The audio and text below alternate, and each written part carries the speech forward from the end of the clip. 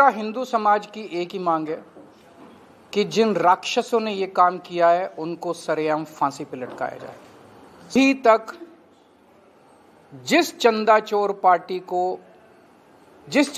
Party ने इस मुद्दे को सबसे ज्यादा भुनाया, उसके एक भी नेता ने चंदा चोरी की क्रिटिसिज्म नहीं किया। उन्होंने इसकी बुराई नहीं की है। चंदा चोरी तार कहाँ तक हैं? चंपत राय के पास ऐसी क्या जानकारी है जिसके सामने मोदी जी भी बेबस हैं? तो फर्जी एफआईआर, फर्जी एसआईटी, तो एक तरफ तो इतनी बड़ी महा डकैती हुई और दूसरी तरफ इसमें जितने बड़े बड़े राक्षस शामिल हैं उनको बचाने की कोशिश की जा रही है। आप सब लोगों को मेरा नमस्कार। भगवान राम के यहाँ उनके घर में महा डकैती हो गई है। भगवान राम के आभूषण, उनका हार, उनकी पादुका, उन पे चढ़ाए गए चांदी, सोना, हीरे जवाहरात, करोड़ों अरबों रुपए का कैश और ना जाने क्या क्या भगवान राम के घर से चोरी हो गया है। और इस चोरी में बहुत बड़े बड़े राक्षस शामिल हैं। भगवान राम पे करोड़ों करोड़ों लोगों की आस्था है। उन करोड़ों लोगों की आस्था को ठेस पहुंची है। लोग आहत हुए हैं। मैं स्वयं बहुत आहत हुआ और इसीलिए आज मैं भगवान राम के दर्शन करने के लिए राम मंदिर गया। जिन लोगों ने चोरी की है, जो इस महा डकैती में शामिल हैं, बदकिस्मती से उन्हीं को कार्रवाई भी करनी है। जाहिर तौर पे वो अपने खिलाफ तो कार्रवाई करेंगे नहीं, तो वो अपने को पूरी तरह से अपने को बचाने में लगे हुए हैं। ये जो फर्जी एसआईटी बनी, अब कल फर्जी एफआईआर हुई, उस फर्जी एफआईआर में 8 छोटे प्यादों को आरोपी शामिल किया गया। कोई बड़े नाम नहीं है।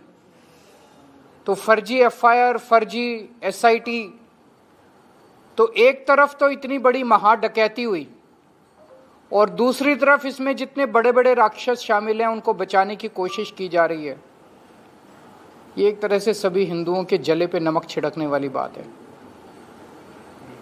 लोगों का कहना है कि उन्हें तब तक उनकी आत्मा को शांति नहीं मिलेगी जब तक इन चोरी करने वाले लोगों को, बड़े बड़े लोगों को सरेआम फांसी की सजा नहीं दी जाएगी। मैं आपको 2 उदाहरण देता हूं ये दिखाने के लिए कि किस तरह से लोगों के विश्वास को ठेस पहुंची है। सिंधी एसोसिएशन ने 26 जनवरी 2021 को 200 किलो चांदी दान में दी। उन्होंने दान दी, उन्हें रसीद नहीं मिली। उन्होंने रसीद की जिद भी नहीं की।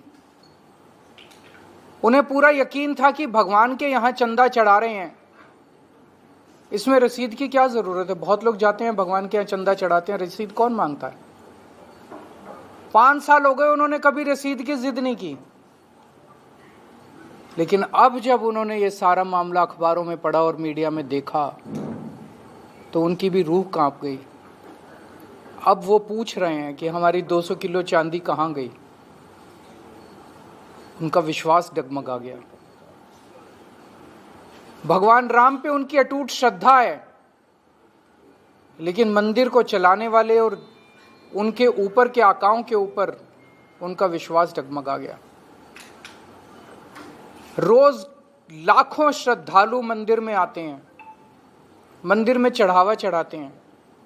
अखबारों में खबरें छप रही हैं कि रोज लगभग 12 से 14 लाख रुपए का चंदा आया करता था मंदिर में। जब से ये खबरें मीडिया में आई हैं, ये घट के 1 लाख रुपए से भी कम हो गया। लोगों की आस्था को बहुत भारी ठेस पहुंची है। ये कोई मामूली, जो मैंने आपको इस तरह के ढेरों उदाहरण है, अखबारों में रोज छप रहा है। एक कोई रस्तोगी जी है, उन्होंने 2 दीपक दान में दिए, जिसमें से एक दीपक पे अखंड ज्योति जलाई गई। प्राण प्रतिष्ठा के बाद बता रहे हैं कि उस दीपक का कोई अता पता नहीं है। बहुत सारे लोग हैं जो अब अपने अपने चंदे का हिसाब मांग रहे हैं। जिन लोगों ने अपनी जमीनें बेच के, अपने गहने बेच के, अपने घर का पूरा सामान बेच के सब कुछ भगवान राम पे लुटा दिया, आज उनकी आस्था को भारी ठेस पहुंची है। जो भगवान राम अपने पिताजी दशरथ के कहने से 1 मिनट के अंदर 14 साल वनवास, उन्होंने सत्ता को लात मार दी। शाम के वक्त भगवान दशरथ के कमरे में माता कैकेयी वहीं थी। माता कैकेयी ने कहा कि तुमको कल सुबह 14 वर्ष वनवास के लिए जाना है। सवेरे उनका राज्याभिषेक होना था। उन्होंने मुस्कुराते हुए कहा कि मेरे लिए बड़े सौभाग्य की बात है कि उन्होंने सत्ता को लात मार दी। ऐसे भगवान राम के नाम को इस्तेमाल करके पिछले 30 साल से भगवान राम का मंदिर बनाने के नाम पे चंदा चोर पार्टी सत्ता में आई। भगवान राम का मंदिर बनवाने के नाम पे उनके नाम का गलत इस्तेमाल करके भगवान राम, जो मर्यादा पुरुषोत्तम भगवान राम है, उनका नाम इस्तेमाल करके ये सत्ता में आए। और जब से सत्ता में आए तब से इन्होंने राम मंदिर को अपनी पैसे की हवस का शिकार बना दिया। कितना चोरी हुई है, कितनी चोरी हुई है, रोज कुछ ना कुछ निकल रहा है। एक जमीनों की चोरी हुई है, जमीनों के जरिए इन्होंने पैसे को साइफन ऑफ किया है। एक सबसे नेट पे चले जाइए, एक उदाहरण जो आपको आपके रोंगटे खड़े कर देगा। कोई कुसुम पाठक और हरीश पाठक हैं, जिन्होंने 18 मार्च 2021 को अपनी 1.25 हेक्टेयर जमीन 2 करोड़ में बेची चंदा चोर पार्टी से संबंधित 2 लोगों को, और मात्र 10 मिनट के अंदर 2 करोड़ की जमीन मंदिर के ट्रस्ट ने 18 करोड़ में खरीद ली उन्हीं लोगों से। पाठक परिवार ने 2 करोड़ रुपए में जमीन घर बेची और 10 मिनट के अंदर ट्रस्ट ने चंदा चोर पार्टी के लोगों से 18 करोड़ में जमीन खरीद ली। इसका मतलब 16 करोड़ रुपए ट्रस्ट ने भगवान राम के साइफन ऑफ कर दिए। और ये अकेला उदाहरण नहीं है, ऐसे ढेरों उदाहरण है।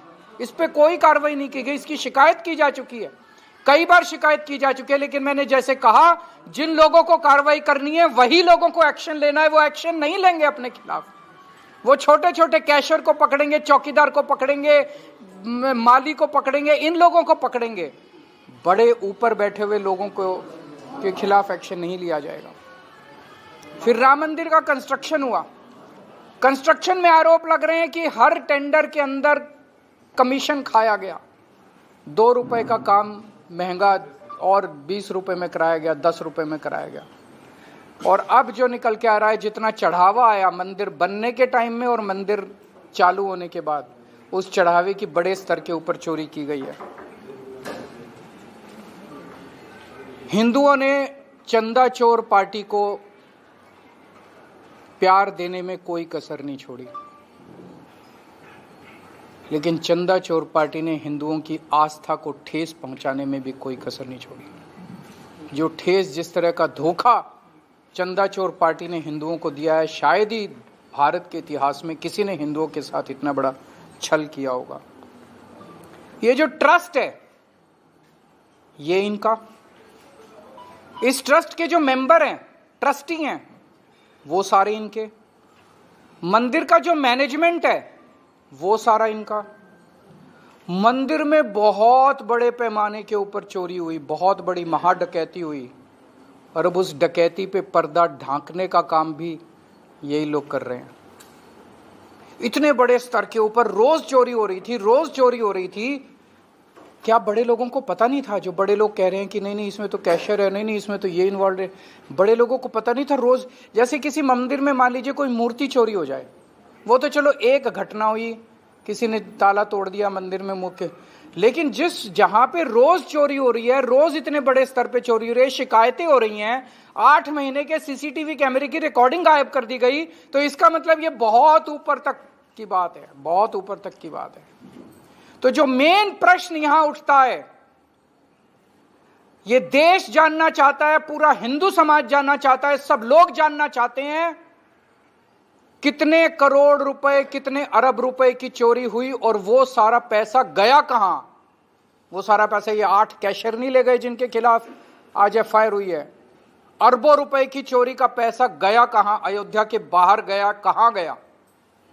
अरबों रुपए का पैसा जो चोरी हुआ, जो सारे हीरे जवाहरात चोरी हो गए जिनका कोई अता पता नहीं, चांदी चोरी हो गई, पादुका चोरी हो गई, हार चोरी हो गया, भगवान के आभूषण चोरी हो गए, वो सारा पैसा कहां गया, उस पैसे का डेस्टिनेशन कहां है। बहुत ऊपर तक है इसके तार, बहुत ऊपर तक है। 18 दिन हो गए ये जब चोरी सामने आई है। एफआईआर करने के अंदर, जब मैं कल उतरा लखनऊ एयरपोर्ट अयोध्या की तरफ आ रहा था, एफआईआर उसके बाद हुई है। एफआईआर करने के लिए इतनी जद्दोजहद करनी पड़ी। और कल मैंने एक सुना मामला, जब मैं सोशल मीडिया पे पढ़ रहा था, आप मीडिया वालों ने चलाया, प्रधानमंत्री कार्यालय ने चंपत राय से उनके रिकॉर्ड मांगे, हिसाब किताब मांगा, चंपत राय ने मना कर दिया देने से। सोच सकते हैं, प्रधानमंत्री मोदी जी ने चंपत राय से रिकॉर्ड मांगे और चंपत राय ने मना कर दिया। इस देश में एक ऐसा व्यक्ति भी है जो मोदी जी को मना भी कर सकता है। वो मोदी जी ने मान लिया, रिमाइंडर भी नहीं भेजा, मान भी लिया। इसका मतलब आप सोच सकते हैं कि तार कहां तक हैं। चंपत राय के पास ऐसी क्या जानकारी है जिसके सामने मोदी जी भी बेबस हैं। एक बड़ी इंटरेस्टिंग बात है, अभी तक जिस चंदा चोर पार्टी ने इस मुद्दे को सबसे ज्यादा भुनाया, उसके एक भी नेता ने चंदा चोरी की क्रिटिसिज्म नहीं किया। उन्होंने इसकी बुराई नहीं की है, चंदा चोरी के खिलाफ एक भी शब्द नहीं बोला है। तो पूरा हिंदू समाज की एक ही मांग है कि जिन राक्षसों ने ये काम किया है उनको सरेआम फांसी पे लटकाया जाए। सब लोगों की यही मांग है। ये महापाप है, चंदा चोरी लोगों की आस्था के साथ खिलवाड़, लोगों के विश्वास के साथ खिलवाड़, ये महापाप है। और इस महापाप को करने वाले सभी राक्षसों को, इनको सरेआम फांसी पे लटकाया जाए। जैसा देखने में आ रहा है, ये लोग कुछ नहीं करेंगे, सब मिले हुए हैं, ऊपर से नीचे तक सब मिले हुए हैं। अगर प्रधानमंत्री जी चंपत राय के सामने इतने बेबस हैं तो आप सोच सकते हैं कि कौन कहां कितना मिला हुआ है। लेकिन मेरी आज सारे समाज से एक विनती है, कानून अपना काम करे ना करे लेकिन हम सब लोग मिलकर कराएंगे कानून से भी काम। भगवान राम भी इन लोगों को दंड देंगे। आज मैं गया, भगवान राम के सामने नतमस्तक हुआ, वो भी इनको दंड देंगे, लेकिन पूरे समाज की भी जिम्मेदारी है। ये जितने चंदा चोर हैं और जितना चंदा चोर करने वालों के सहयोगी हैं, इन सब का सामाजिक बहिष्कार करना शुरू कर दीजिए, नहीं तो आप भी पाप के भागीदारी बनेंगे। जितने चंदा चोर हैं और जितने इनके सहयोगी हैं, इनके सपोर्टर हैं, इन सब लोगों को, चंदा चोरों का सामाजिक बहिष्कार करना शुरू कर दीजिए। इन लोगों को लगता था कि भगवान राम की वहां जो मूर्ति है वो मिट्टी की बनी है। इन्हें ये पता नहीं कि भगवान राम कितने शक्तिशाली हैं। इन्हें पता नहीं कि भगवान राम की ताकत क्या है। इन्हें लगता था कि बड़े आसानी से डकैती कर लेंगे। मैं इनको कहना चाहता हूं, राम के सहारे आए थे, अब राम ही इनको भगाएंगे, भगवान राम ही इनको भगाएंगे। हमारी सबकी मांग है, पूरे हिंदू समाज की मांग है कि ये जो ट्रस्ट के अंदर नेता बैठे हैं, अफसर बैठे हैं, इनका मंदिर से क्या लेना देना है? ये क्यों बैठे हैं? इन्होंने अपने प्यादों को बिठा रखा है। आज हम हनुमानगढ़ी गए थे। हनुमानगढ़ी को साधु संत संचालन करते हैं। साधु संत निर्मोही होते हैं, उन्हें कुछ लेना देना नहीं। हनुमानगढ़ी में करोड़ों करोड़ों का चंदा चढ़ता है, आज तक एक नए पैसे का आरोप नहीं लगा, और कितनी दशकों से चढ़ रहा है, सदियों से चढ़ रहा है। भगवान राम के मंदिर को भी साधु संतों को, धर्म आचार्यों को सौंपा जाए, इन अफसरों को और नेताओं को इसके चंगुल से हटाया जाए। इस ट्रस्ट के अंदर केवल और केवल धर्माचार्यों को, जो उन्हीं को उस पर रखा जाए। और मैं लोगों को कहना चाहता हूँ, जो राम के नहीं हुए वो आपके क्या होंगे? जिन्होंने भगवान राम को लूट लिया वो आपके क्या होंगे? कुछ अंधभक्तों को लगता था कि ये लोग बड़े ईमानदार हैं, कुछ अंधभक्तों को इनकी ईमानदारी पे बड़ा भरोसा था। वो अंधभक्त जान लें, जिन्होंने राम को नहीं छोड़ा वो राष्ट्र को क्या छोड़ेंगे।